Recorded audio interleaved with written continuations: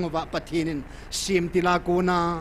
vanui le si asim masanga e honam e vil di thugu gova pakain anakoi ai hallelujah lopita el hiso palin set pana palin ta in pathinin 2023 mil ha apanin tunit san ge pathinin e vil taven o e za saven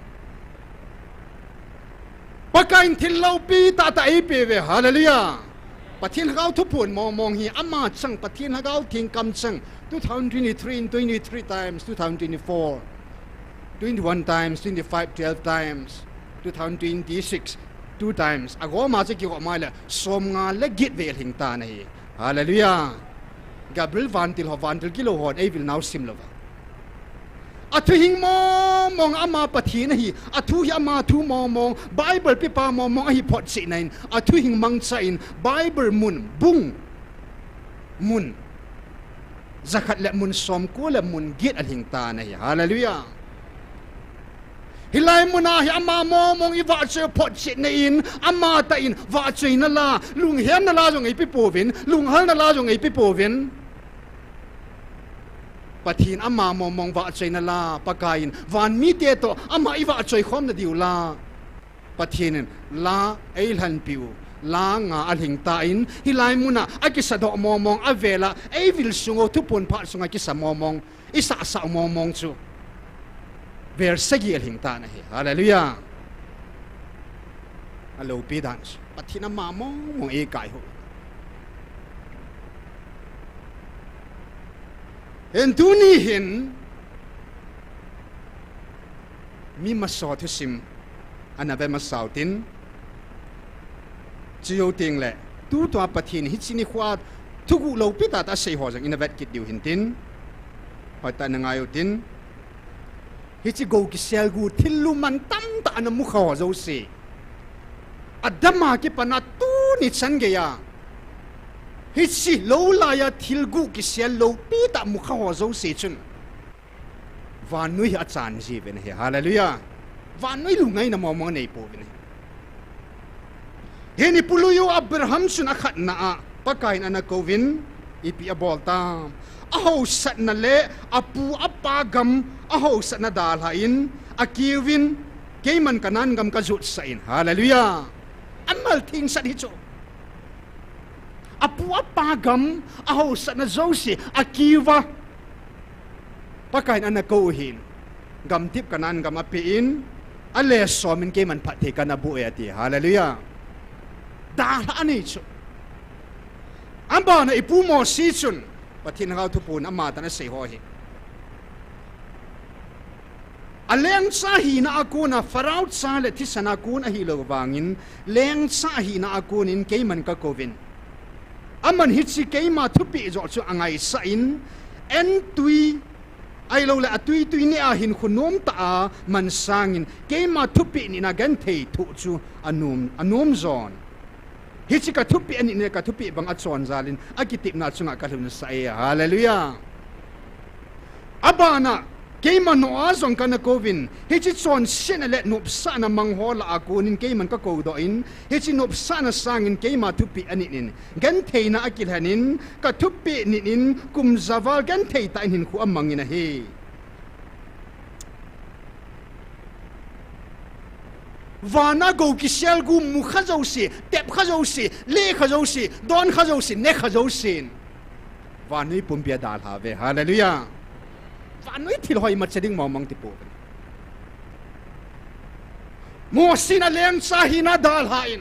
ipu abraham agam le sina phunga chang in ko ti adal hain ipu no ain agama khupin nop sana nop chon na ho zau si chu pu no a chana na dal ha nei tunin nang la ke song pakain e ko ta ve hallelujah am ho ko bangin achungba ke ti bangin e ko win chungba ke ti na nei tan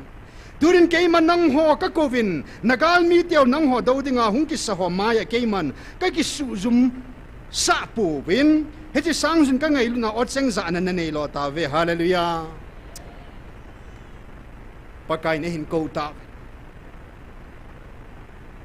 vanui gam hitilaya pathienin mun thing gam thing idan hun an sim bangin pathienin mun thing ei pitawi hallelujah van noi lo la hitilaya chun pathienin alai ta alai lunga amaung ki phung ta na hallelujah hisil hagau thing su aman tam dan alopi dan athupi dan su pakai la chanun a he thim tai amuta in hol ha chon wang amupu nei evangelist putang len se jo amuta in nei putang sin amuta vi nei le akipa thanum le ta vi nei abana pupia son jo amuta in akipa thanum le jing nei nang le ken ei mut imuta ve hallelujah akipa thanum le jing he chun go ki sial gu amuta je chun evangelist nun tui ko chang sang man tam zo lo lai thil ki sial gu vanu ya sanadang ka ho zo si sang man tam zo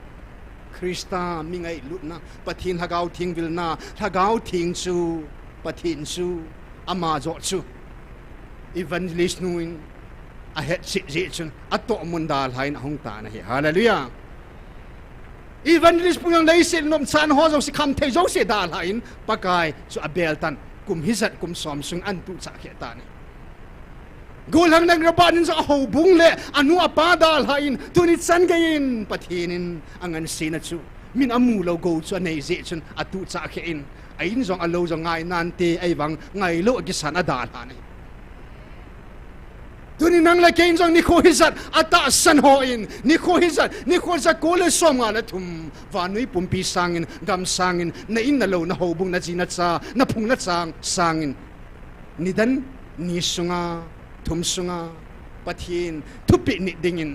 ngai lu na nei ta min an nei lo amu lo go ki sel gu su na nei ta jin na hung jing na hi hallelujah ya pakai ni kitip na sahin azat so ma ke man kan le ding heti nei garzam ho jong azat sakya ka le ding heti nei ama bel ka ho zo se e ho wang van gam mi te hita ve hallelujah leisit mi te hita pom van gam mi te hita ve nei ipizin van mi te to la ki sa khom ta chu van mi te to reng khat thakat ki hita chula hin na le ko bai min ki ji lu ta chu van mi hina citizenship van mi hina lengam sa te pathin sa te hina ki nei ta chuma akut yai le leisit sona chon ding mom bang a phali hita po ve hallelujah leisit ngai chan ho mom mong hi milu hon adal ha hilal muna pathin angan sio mi sa on adal ha banga nang le kein jong tu ni chen idal ha zo ta nei hin pakain ata san hole kami pain leng dang thanei dang belo hela keima ang sung keima ei bela ke aking up dat ta zen keima in ama akona nampi phathe na hunglung do ding he hallelujah amma la ta san hol sala na nampi wai phathe na hunglung lut ding hi atin alhat sateni kaminin hagaw bu doi lakaw na no mang hanin hagaw mang kading tam ta naman hon tai na chung na kalung haye iti kalung hay da hadi ham hitini khuin pathin patanan phat se thon ta nei he nang ni ding lei munak mun ka gon pion van munat mun chan jo ka koi pi jo hon he van mun na chan hon ning ka belap na lai de ti na he chini khu chun ning kum April 9 na chun ka belap pil hon ding pa na sal hon pa ka sa ding na phal pil hon ka phal pi ding na lung lein han chunga ka lung lei ding na ki pa pil hon chunga ka ki pa pi ding he ti nei hi chan gei le ya ding an phal pil hon ta chu chini khu chun sile kei man ka chan hiu pot chenan ka hat sa te ni na kyang to noi hona kei ma in na gam pum pi wa fan til kilo len pin pa zong ka hen tomin che theilovin na la na koi hon tai ti hallelujah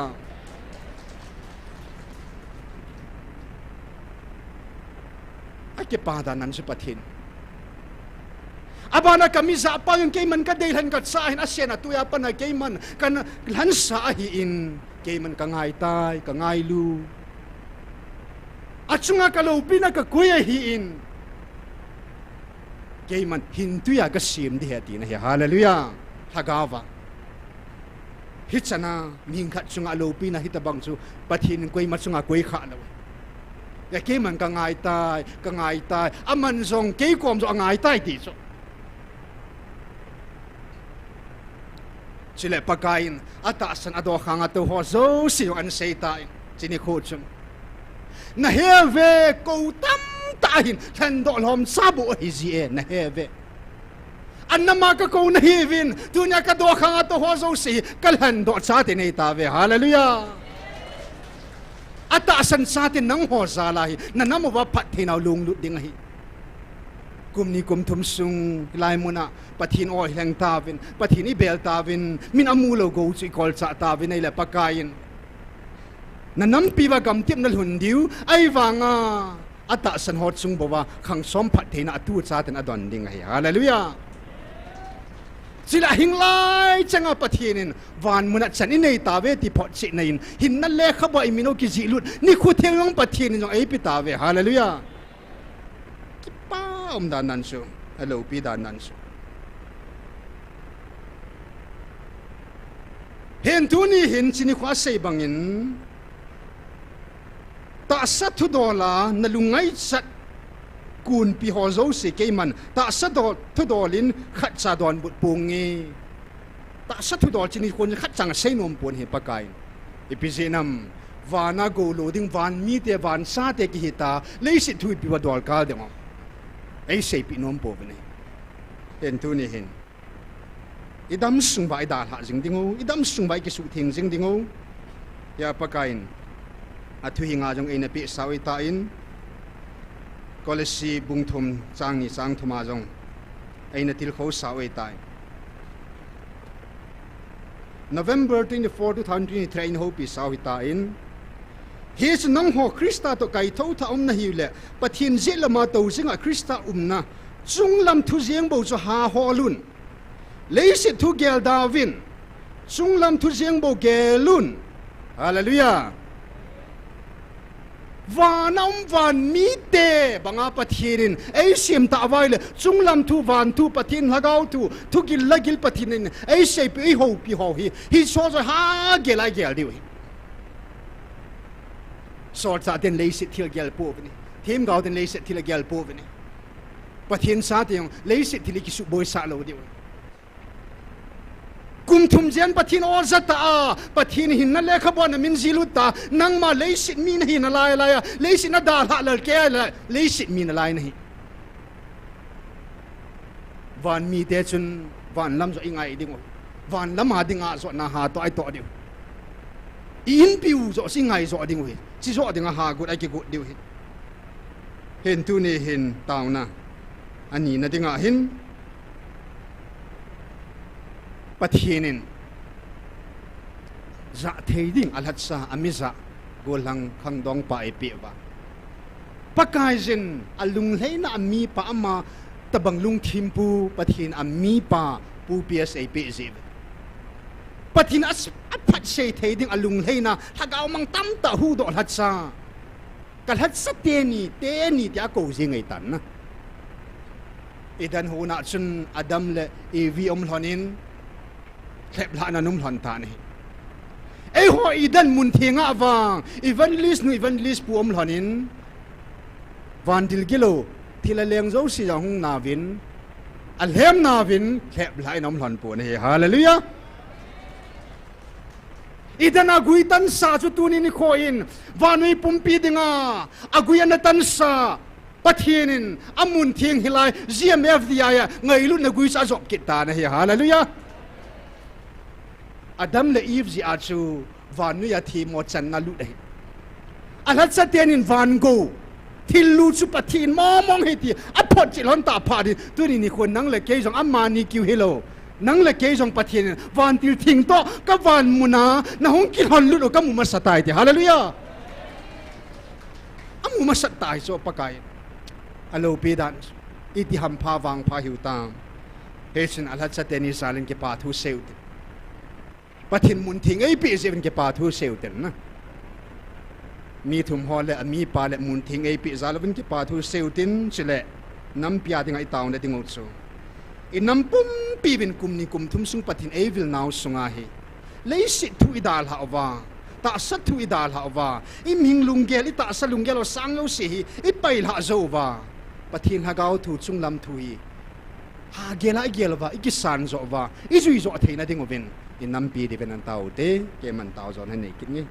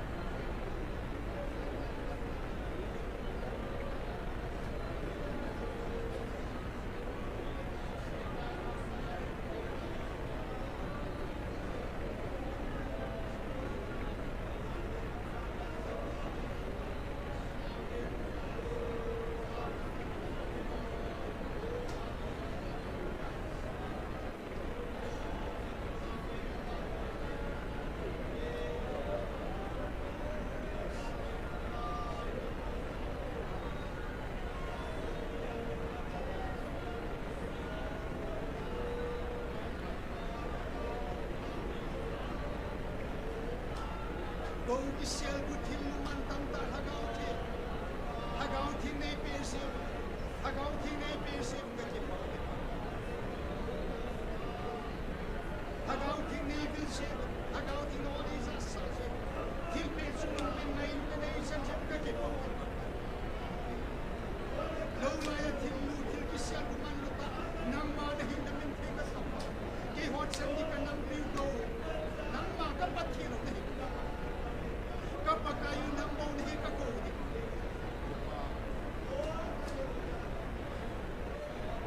ka pun ki sa ki po na thei na ka sa ni na lung thei na ka sa te ni nei pi nam di pa na min pa the nei na na lung thei na pi nei pe pa pa o na min sa ki po na thei ding alai lu ma ki po na ding na min hin se put te nei si nei pe se ki pa ki se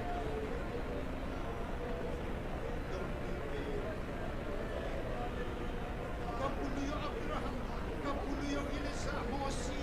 kapuluyo Noah nei na pe pa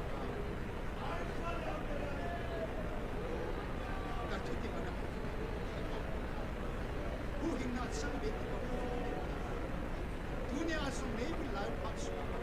ka nam ko pi bi atta sahina am bi hina at kriya tai ta ho sana alai sa lungai cha ta ha so lo lai ka su tam ta ho so lai pa aziz go ki sel ya buti lung sinin pa ki ho nei mu sa pa pa hita bang go lu ta go man tam ta nei pi pa ka o hepa amu theina ding o bin mi wa na bin asa theina ding wa na ka mu han nampi no ka sa ko pa và nơi lấy xin là thiếu ngay chặt đà thật số bảo vật gì nắng mà ô là gạo thì các con sẽ số kể thế này các điều thì số kể này và nằm đi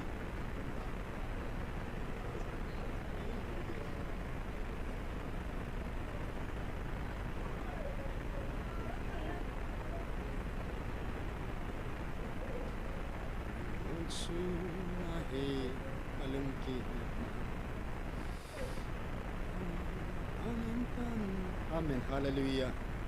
O pakai. Mina muthelo pathe. Hagau lung thimabo kam mutheo. Hing sing ha chunung pathe. Kanam pompe. Go ki selgu pakai nangin. O hilai muna nangin. Na selgu go lo pita. Amuthelo hodingin mantha na hitain. Am hodingin wang kalo pinaw ahin. Na minteng ka thang ba bene. Hinna le khabwa min ki silo nan apang tain na mun theng ka lo diu hin na min theng ka thang ba a hin la paka mi tam ta adingin hinna le khabwa min ki silo lo na le o man tha na su ta in to ni kho nang ma to gon sa jong a hinna ta sanan tong pathirin ka nam piu na ko no za ta san nei be lab jing divin ka taw vin he hinna le khabwa ka minu nei zilu be pi pi don ka taw ve hepa China in Vantil Nepe Vantil Masapin Garsa Michael Vantil Nepe na mintheng ka thang ba him na thala ki hon ka sa di hitile so mo mong po min kati paka ki ho sipai sanga tam zo nangin na sipai tam ta nei na pe Garsat Vantil nei na pe Adein mail ha gal kipana panana Vantil thing Michael gal ni na sat pi sa je na min theng ka thang ba aban het tu sa thu pule ding agas la apanin paka na Vantil thing gabril na hin sol pi ke de lumon na thuzing van thuzing ki pa na thuzing thamon na thuzing na hin po pi vin na min theng ka thang ba gal lai ta in van mi ten ki pa na o za bangin gal lai ta in ke hon lungmon hamon ki pa na o ka za ve na min theng ka thang ba van mi te to ka ki na ta po ne oh October hai Vantil athum chana pa Vantil thing chirup nei pe now dan ha e don diu e ching ho e kai ho nei pe kit mu thei lo van nei thil pi ho se na min thing ka thang ba ve now dan ha e don diu e veng bit divin e pui hoi ding vin na Vantil thing nei pe vin so lo nei in so pi kin alai zo vin na min thing ka thang ba ve dân lệ van tilong nei pevin seraphim te jong na va chei la ka sa khom pi nei pevin van mi te la van til thing ho nei pevin iti ki pa om hita na min thing ka thang va bini thil pha sim zolo ka nampi di va nei bol pi ho mun thing nei pi ho le na lat sa pha na mi za the gol hang nei pi ho zalin ki pa thu sen thang va ni chang zo se dinga chun ei ngai lu penu ka pau de ta hingjing je sumanin ka hung taw be amen minute song wa chadin ke punga hi to hin minute song le liwat ding hi to hin kan sei bangin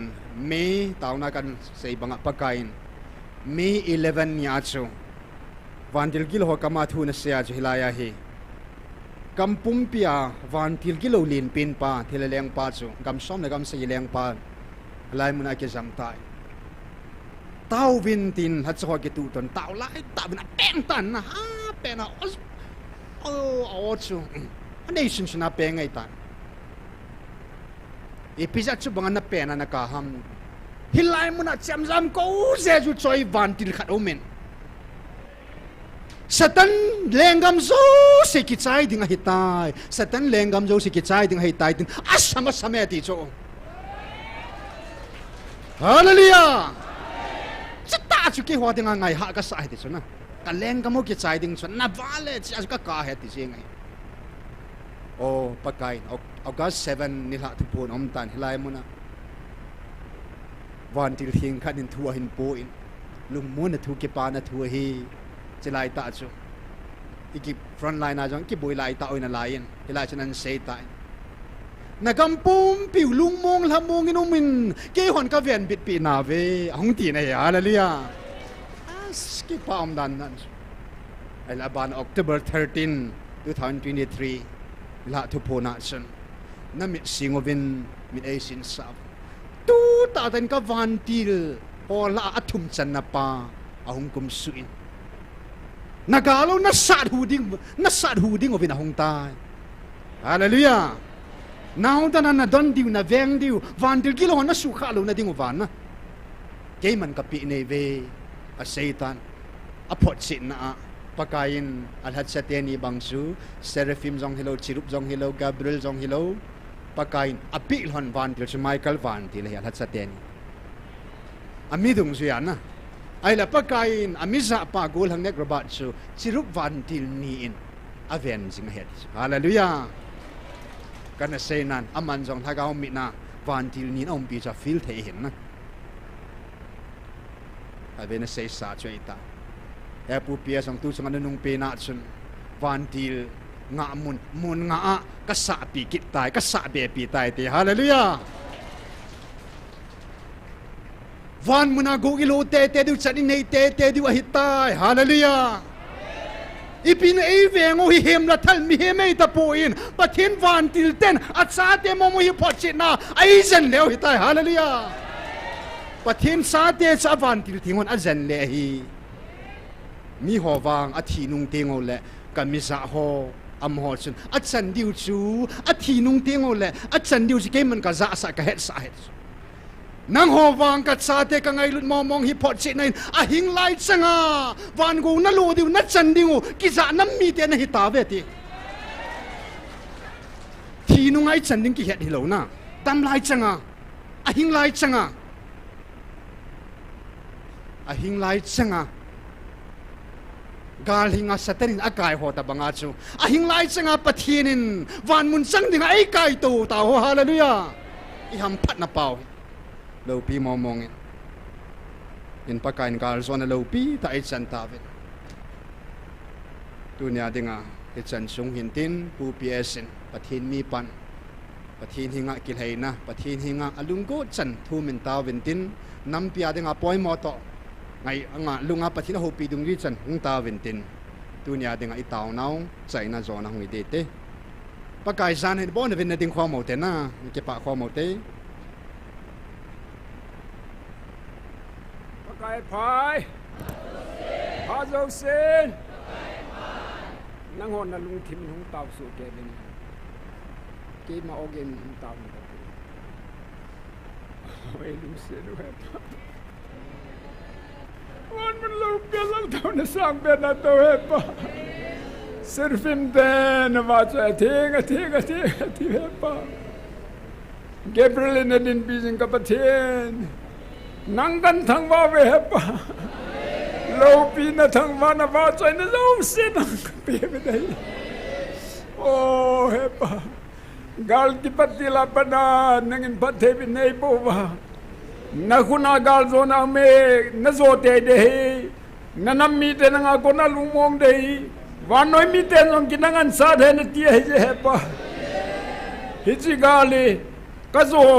sa va na koi aje ju ke ho helo wa he pa na van til de na sa Michael van til as be ho gala sa de he pa nang ka thang vai tu di pa ne pa ko ma hung na cha te se ka ki pa vi nang ka thang ba ve ai la tu di pa chan ya nang ta san the lo lai ho lam kai ho la ho so la mi pi sim sen lo ya pa mam na lai ho he nang ma nen pui khom pi ta wa te ka ta wa he wan noi le se na ka dam mi te ame Israel ga mam America Malaysia, Singapore, Gamtena Mozo, says on the man, so okay. Kanami Dev, India, Burma, Bangladesh, Samoan, Gabon, Savinangai, Lunazal, Nang Maniko, Hung Taeyong, Hung Taylor Hozong, online Azong Atasanova, Hung Tay Cheng Se Honguba, Nang Milo, Pita, Katang Baba. Hibang Bangai, look up at it. One night is at Pumpi. Mi hem na siya mo sa sanga ke ho ni ngai lunu avel velana phone na nam lan cha te sagawa na lan cha te kai ta je nang ka thang ma ni o ni ngai lunu kitan bese he pa tam ta ho hin pasar ho de ho lam kai ho de hin ku ki te se ji de tu ngai lun dam ti chan ge hin at dat mo na ni ama wang nang nalan chun nalan ke hoi nang malan kahip ka kese nang kathang ba be he pa nung set da nung wil ki taon ka tie nang magangai ta be paka o pa tu ni ka ki khom na usunga jong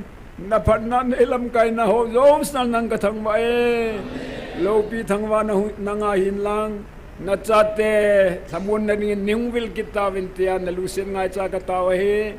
Kay magolo akalung timcha katum kataw na daw si ilong set peno kapag Yesu Kristo amin na isan pivin. Amen. Amen. Iko ma chi bayo tin ni ko theng tin chi bayo te ni ko theng he tu nya. Ni ko theng.